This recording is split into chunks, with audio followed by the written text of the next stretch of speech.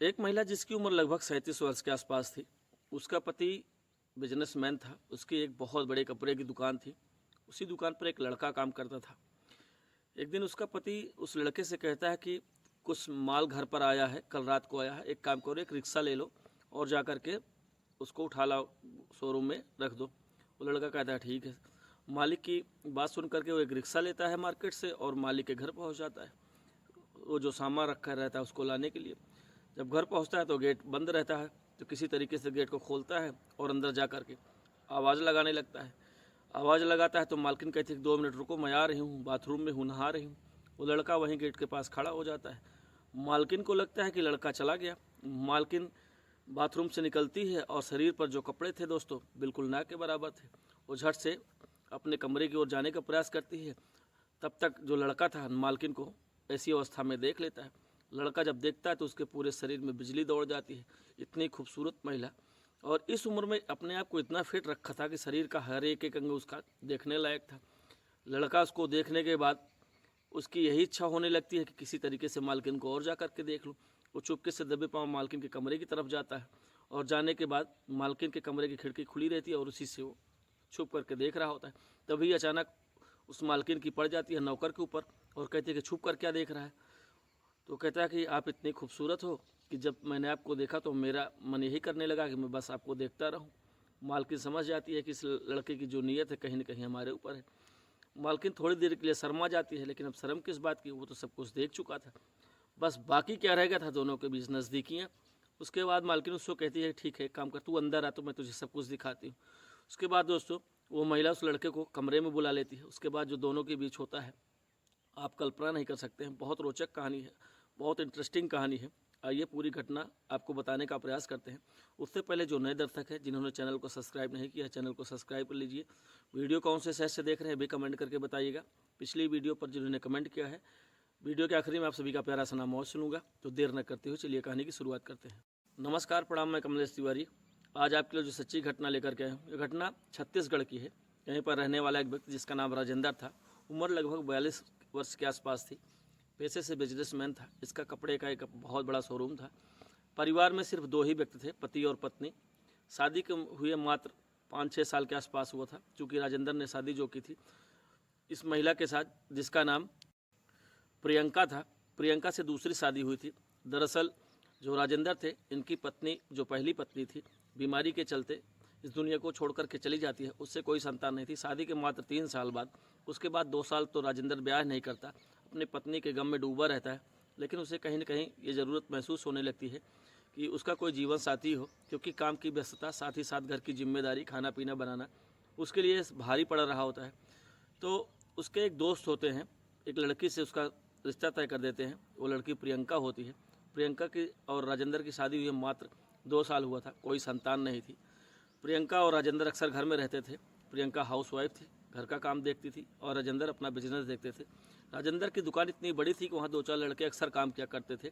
इसी दुकान पर एक और लड़का था जिसका नाम अंकित था, ये भी काम करता था। 23-24 साल के आसपास था। शादी ब्याह कुछ नहीं हुआ था। बहुत ही ईमानदार, बहुत ही खूबसूरत था। बस मजबूरी ये थी कि पढ़ा लिखा थोड़ा सा कम था, जिसके चलते ये दुकान पर सेल्समैन का काम करता था। दोस्तों राजेंद्र का वो बहुत विश्वसनीय, बहुत खास था और राजेंद्र उसके ऊपर भरोसा भी बहुत करता था। वो राजेंद्र के घर तक जाता था। कभी कभी तो राजेंद्र उसको घर पर खाने के लिए भी बुला दे लेता था। तो अंकित उसका बहुत ही खास बन चुका था। दोस्तों एक दिन की बात है, रात के लगभग 8-9 बजे के आसपास राजेंद्र का माल आता है। तो दुकान बंद होने के कारण और लेबर ना होने के कारण और जगह का अभाव था, तो राजेंद्र क्या करता है कि अपने घर पर एक और गोदाम टाइप में बना करके रखा रहता है, उसी पे सारा सामान उतरवा लेता है। अगले दिन 10 बजे के आसपास दुकान खुलती है और दुकान खुलने के बाद सारे लड़के आ जाते हैं। राजेंद्र भी दुकान पहुंचता है। तो राजेंद्र अंकित से कहता है कि ऐसा करो कि कल रात को माल आया है, घर के गोदाम पर रखा हुआ है, और एक रिक्शा ले लो मार्केट से, जा कर के सामान उठा लो। अंकित निकलता है, मार्केट में रिक्शा लेता है और रिक्शा लेने के बाद राजेंद्र के घर पहुँच जाता है। घर पहुँचता है तो गेट बंद था, तो किसी तरीके से गेट को खोलता है और खोलने के बाद जो है घर में जाता है, आवाज़ देता है। मालकिन को भाभी कहता था, भाभी भाभी कहता है। तो प्रियंका अंदर से आवाज़ देती है कि रुको, मैं नहा रही हूँ, आ रही हूँ। वो गेट पर ही खड़ा हो जाता है। दरवाज़ा पूरा खुला था और एकदम सामने बाथरूम बना था। प्रियंका को लगा कि अंकित बगल चला गया होगा। वो नहा करके शरीर पर कपड़े थे ही नहीं। वो जो है अपने कमरे की तरफ भागी, सोची कि चलो कपड़े पहन लेते हैं। जो अंकित था वो सामने देख रहा होता है। अंकित की और नज़र और प्रियंका की नज़र एक दूसरे से टकरा जाती है। प्रियंका शर्मा जाती है और दौड़ते हुए अपने बेडरूम की तरफ जाती है कपड़े पहनने के लिए। अंकित जब उसको इस अवस्था में पहली बार देखता है तो वो सन्न रह जाता है। वो अक्सर घर तो आता था और प्रियंका की खूबसूरती उसको बहुत अच्छी लगती थी, लेकिन कभी कह नहीं पाया। उसकी ज़िंदगी का आज ये पहला अवसर था कि उसने इस अवस्था में प्रियंका को देखा था। अब उसका जो मन की इच्छाएं होती है वो बढ़ने लगती हैं। उसे लगता कि काश मैं जी भर के देख लेता। प्रियंका अपने कमरे में जाती है और दरवाज़ा बंद कर लेती है। खिड़की खुली रहती है। उसको ये नहीं पता था कि अंकित आकर के यहाँ देखने भी लगेगा। उसे लगा कि अंकित अब बाहर चला जाएगा, लेकिन अंकित ऐसा था कि दबे पाँव पहुँच जाता है उसके खिड़की के पास और देखने लगता है। प्रियंका कपड़े पहन रही होती है और उसके शरीर के सारे अंग इतने खूबसूरत थे कि मानो भगवान ने बड़ी फुर्सत से बनाया है। उसकी इच्छा बढ़ती जा रही होती है। अब कहीं न कहीं वो ख्वाब देखने लगता है, काश प्रियंका और हमारे बीच कुछ ऐसे रिश्ते बन जाते जो मुझे संतुष्ट कर देते। वो झाँक ही रहा होता है, तभी प्रियंका की नज़र फिर मिल जाती है अंकित से और अंकित से कहते तू यहाँ भी झाँक रहा है। तो अंकित कहता है क्या करूँ भाभी, आप इतनी खूबसूरत हो कि दिल करता है बस यूं ही आपको देखता रहूं। वो कहती चल हट, झूठी तारीफ़ करता है, तेरे जैसे बहुत ऐसे मुझे मिलते हैं और झूठी तारीफ़ करते हैं। वो कहता है कि नहीं सच में भाभी, मैं जब भी आता हूं तो मेरा मन यही करता है कि मैं आपको देखता रहूं। और आज भगवान का पता नहीं ऐसा क्या आशीर्वाद रहा कि मैं आपको इस अवस्था में देख लिया हूँ, और जब से देखा हूँ दिल यही करता है कि बस आपके पास आ जाऊँ और जी भर के आपको प्यार करूँ। प्रियंका कहती है कि झूठी बातें मत कर, जो ऐसी झूठी तारीफ़ें करते हैं ना वो सिर्फ ज़रूरत के लिए करते हैं, उसी में से तू भी हमको लग रहा है। कहता है नहीं भाभी, सबकी तरह मुझे मत समझो, मैं बहुत ही वफ़ादार हूँ। कभी इस वफ़ादार को एक मौका देकर तो देखिए, अगर अपनी वफ़ादारी पर खरा नहीं उतरा तो कहना। प्रियंका कहती है अच्छा इतनी बात है। कहती है ठीक है, एक काम कर, दरवाज़ा खोल देती है। कहती है कि अंदर आ, देखती हूँ तो कितना वफ़ादार है। उसके बाद दोस्तों अंकित के मानो सपने पूरे होने से दिखाई देने लगते हैं। अंकित कमरे में प्रवेश कर देता है और जो प्रियंका थी अंदर से दरवाज़ा बंद कर लेती है। बंद करने के बाद शरीर पर कुछ कपड़े पहने थे और जो पहने थे देखते देखते झट से वो भी अलग हो जाते हैं। प्रियंका उससे कहती है कि चल देख ले जी भर के, तुम्हारी तमन्ना पूरी हो जाए। पता नहीं आज किस मूड में प्रियंका थी। उसके बाद दोस्तों वो देखता ही रहता है। उसके बाद अचानक से उसका हाथ बढ़ने लगता है और वो छूने का प्रयास करने लगता है। उसका अब प्रियंका जो थी उसको रोक नहीं पाती है, वो छूने लगता है। अब कहीं ना कहीं प्रियंका और जो अंकित थे दोनों अपनी भावनाओं को कंट्रोल नहीं कर पाते हैं और देखते ही देखते दोनों बिस्तर पर गिर जाते हैं और गिरने के बाद दोनों के बीच शारीरिक संबंध बनने लगते हैं।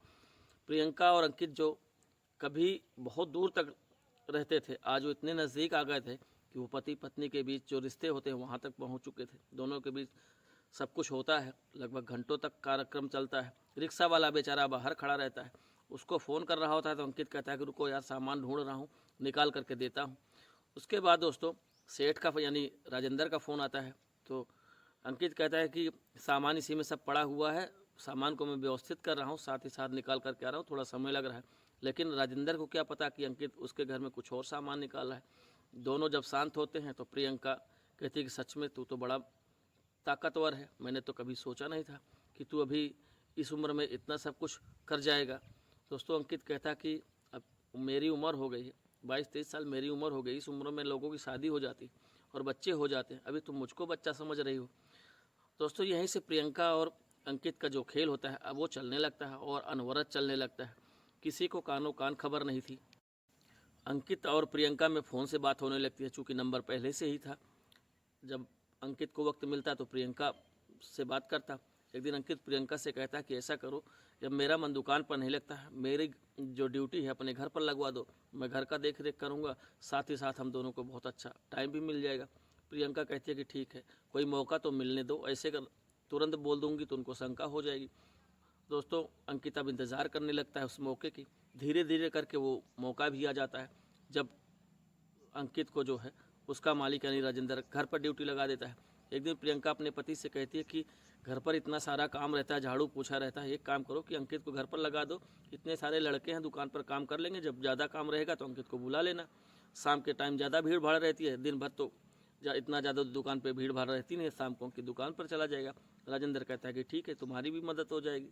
राजेंद्र अब अंकित से कहता है अगले दिन कि एक काम करो, तुम घर पर चले जाओ और 3-4 बजे के आसपास तुम दुकान पर आ जाना, क्योंकि शाम को भीड़ ज़्यादा हो जाती है, शाम को लोगों की ज़रूरत होती है और उधर प्रियंका की भी मदद हो जाएगी। अंकित तो यही चाहता था। अंकित बड़ा प्रसन्न होता है, वो समझ जाता है कि मालकिन की जो चाल है फिट बैठ गई है। अंकित खुशी खुशी से पैदल झूमते हुए निकल लेता है प्रियंका की तरफ, फ़ोन लगा लेता है और प्रियंका से बात करते हुए चलाता है और कहता है कि तुम्हारी जो चाल है वो सही बैठ गई है, साहब हमको भेज दिए हैं। प्रियंका कहती है कि इधर उधर की बातें मत कर, जल्दी आ, मैं तुम्हारा इंतज़ार कर रही हूँ। दोस्तों, भागते हुए अंकित प्रियंका के घर पहुँचता है। गेट खुला रहता है, गेट अंदर प्रवेश करता है, गेट बंद कर लेता है। उसके बाद घर के अंदर जाता है। प्रियंका अपने बेडरूम में बैठ करके सज धज कर उसका इंतज़ार कर रही थी।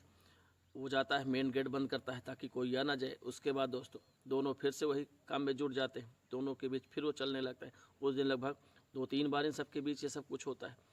प्रियंका बहुत खुश रहने लगती है। उसको यही लगता है कि अंकित तो काफ़ी जो है अच्छा साबित हुआ मेरे लिए, चूँकि जो उसका पति था 40-42 साल का हो चुका था। प्रियंका भी उस उम्र में थी। उसको एक ऐसे आदमी की ज़रूरत थी जो उसकी ज़रूरतें पूरी कर सके।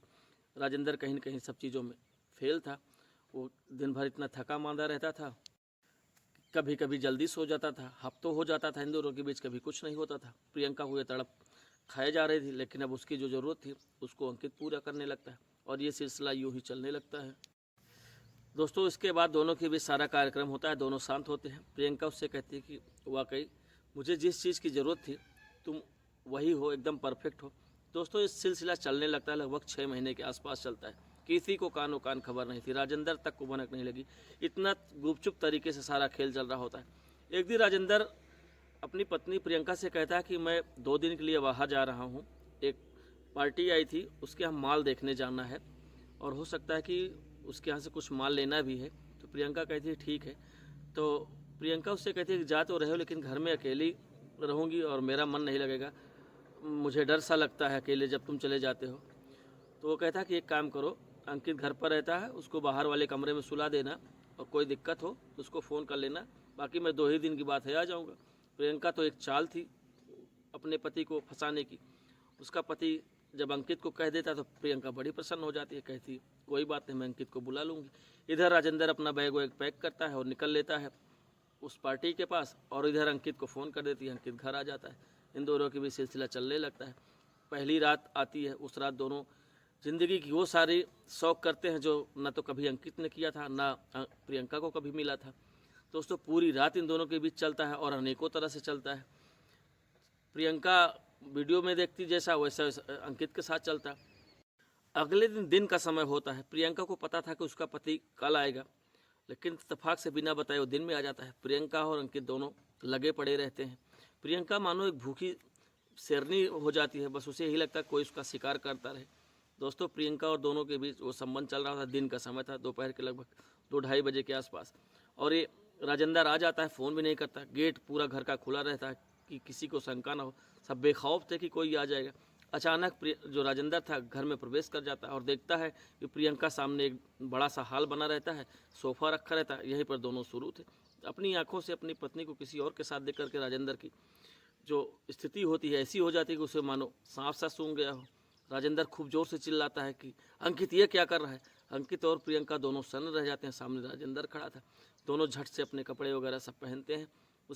उसके बाद दोस्तों जो राजेंद्र था उसका गुस्सा 7वें आसमान पर था।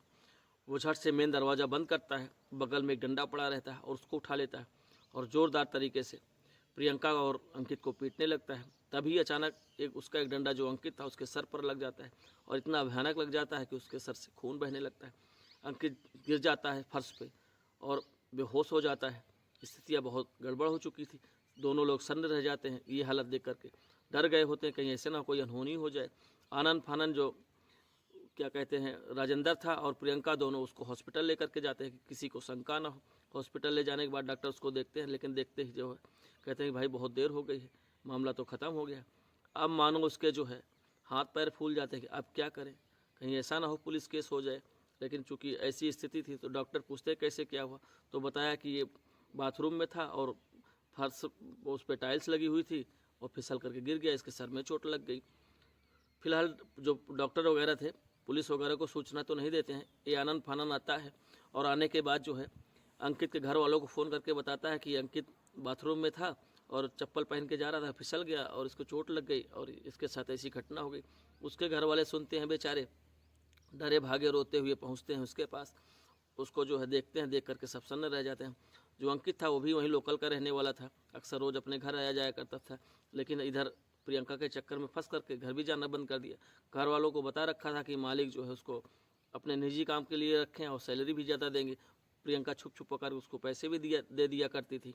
उसके बाद दोस्तों उसके घर वाले उसको उसकी बॉडी को उठाते हैं और ले जा करके जो है जो भी कर्म होता है, संस्कार वगैरह होता है, सब अंतिम संस्कार वगैरह कर देते हैं। लेकिन जो अपनी आंखों से राजेंद्र ने अपनी पत्नी को देखा था, कहीं न कहीं उसकी नज़रों से उसकी पत्नी गिर चुकी होती है। दोनों के विवाद उत्पन्न हो जाता है। उसकी पत्नी उसे बहुत समझाने का प्रयास करती है कि चलो हमसे गलती हो गई, दोबारा ऐसा कोई काम नहीं करेंगे। यदि जो तुमने किया इसमें कहीं ऐसा होता, पुलिस केस हो जाता, तुम फंस जाते तो तुम तो जेल चले जाते। जो कुछ हुआ उसको भूल करके आगे की नई ज़िंदगी शुरुआत करते हैं। अब मुझसे ऐसी गलती नहीं होगी। राजेंद्र डर गया होता है। दोनों किसी तरीके से समझौता कर लेते हैं और पति पत्नी के बीच जो रिश्ते में कड़वाहट थी वो फिर से सही होने लगती है और दोनों साथ रहने लगते हैं। तो दोस्तों बहुत सारी ऐसे महिलाएं हैं, बहुत ऐसे पुरुष हैं जो अपनी ज़रूरतों को पूरा करने के लिए किसी भी हद तक जा सकते हैं। तो हमें इन सब कहानियों से सीख लेनी चाहिए, सावधान रहना चाहिए कि जिससे कि आप लोगों की ज़िंदगी में कोई ऐसी घटना ना हो। आप लोग सतर्क रहिए, सावधान रहिए। तो वीडियो कैसी लगी कमेंट करके ज़रूर बताइएगा। लेकिन जाने से पहले जिन्होंने पिछली वीडियो पर कमेंट किया था, 2 मिनट उनका प्यारा सा नाम लेना चाहूँगा। धर्मवीर, सुंदरलाल अहिरवार छतरपुर मध्य प्रदेश से, भंवरलाल गुज्जर दिलीप राजपूत खंडवा से, PN तिवारी बलिया उत्तर प्रदेश से और सीलू। आप सभी ने वीडियो पर इतना प्रेम और स्नेह दिया, ऐसे ही प्रेम और स्नेह बनाए रहें। कल मिलूंगा एक नई कहानी के साथ। आज की कहानी बस इतना ही। धन्यवाद, नमस्कार।